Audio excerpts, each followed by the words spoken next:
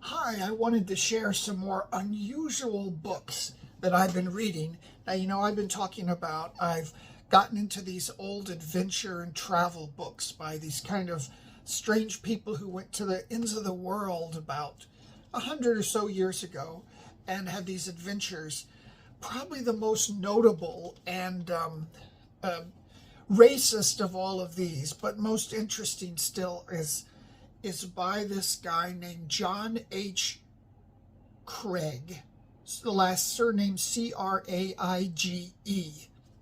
He was something like a sergeant in the U.S. Marines, and I believe in the 20s or 30s, one of the many times the United States spent a lot of time and money occupying Haiti, and they were there trying to set up the country. And these are books of his experiences of when they went in to take over the country, and then after, very quickly there was sentiment in the U.S. press for the U.S. to leave there and leave them alone, and they left there. And then he was offered a job as a police sergeant or a position in the police there.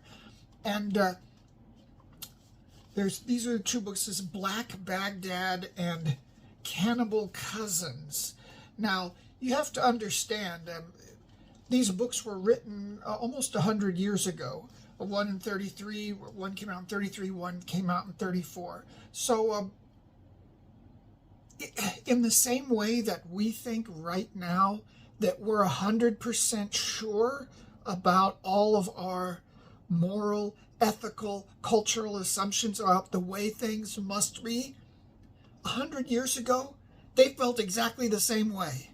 But their conclusions were quite different than ours today. So anytime we read something in the past like this, we have to understand it in the context of when it was written. But there's still a lot of interesting observations to be had about this, the super corrupt, hyper violent political changes in the government, where essentially there was a super bloody coup. Governments only ended during a big terrible coup when one group took over for another, and the whole ruling class, the city life, were people who were half black, half French.